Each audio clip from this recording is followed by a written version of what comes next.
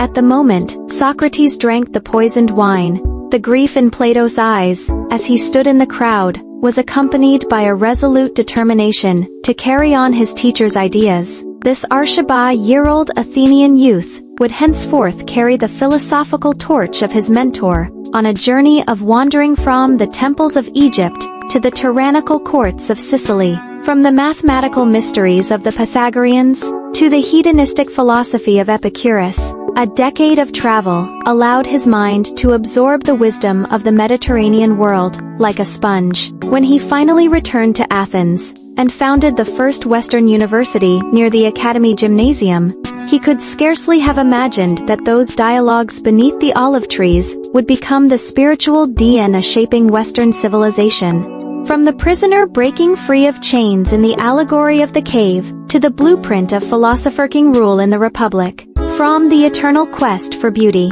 itself to the mathematical modeling of the universe, Plato spent a lifetime arguing that true reality lies not in sensory appearances, but in the eternal light of the world of ideas.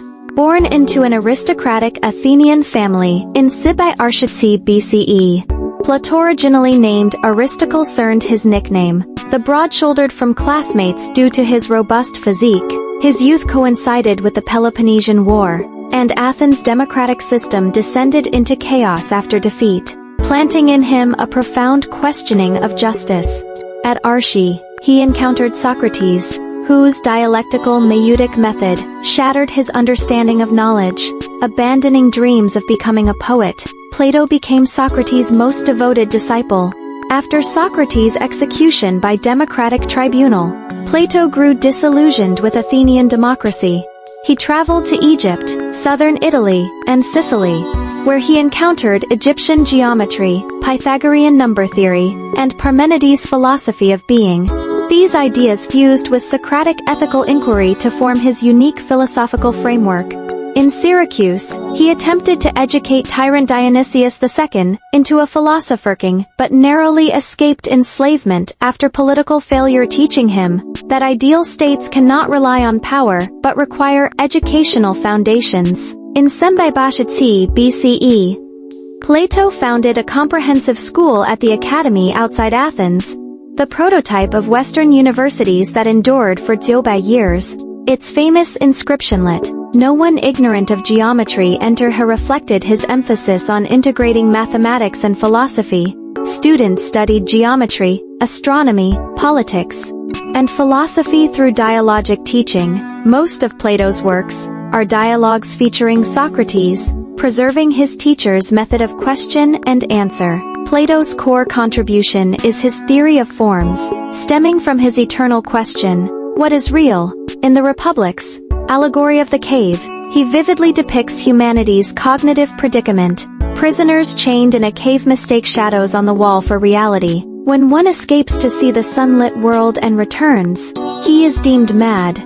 This parable reveals Plato's central claim: the sensory world is merely a copy of the realm of forms, where eternal, unchanging realities exist as prototypes for all temporal objects. Take beautiful flowers, paintings, or people fade, but the form of beauty itself endures. Plato argued that forms are essential archetypes. The form of circle is the perfect model for all imperfect earthly circles. This division between appearance and essence revolutionized cognition, shifting focus from changing phenomena to unchanging essence, laying groundwork for scientific and philosophical methodology. In Phaedo, the theory of forms merges with ideas of soul immortality. Plato believed souls dwelled in the realm of forms before incarnation, possessing innate knowledge. Learning is recollecting what souls already knew.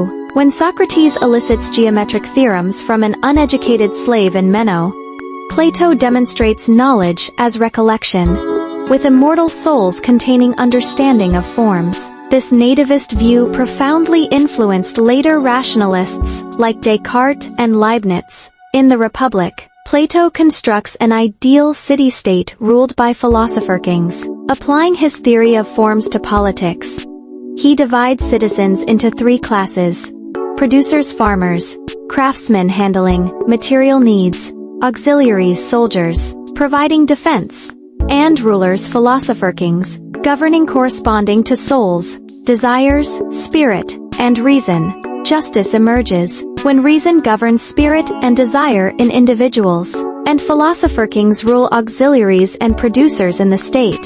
Philosopher-kings undergo rigorous education, childhood physical training and music to shape character, youth mathematics, geometry, and astronomy to develop reason.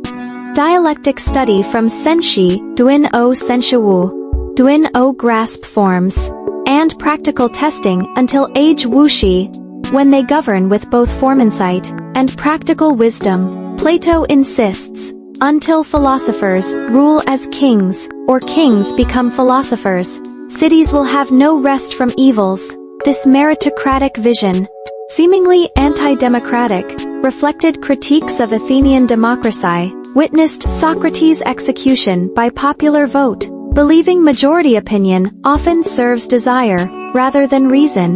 The Laws, Plato's later work, offers more practical politics, recognizing philosopher-king rule as unattainable. He designs a mixed constitution combining monarchical wisdom, aristocratic reason, and democratic participation, emphasizing law. He outlines a legalistic city, regulating marriage, education, and religion, showing his mature understanding of political complexity in shifting from rule by men to rule by law.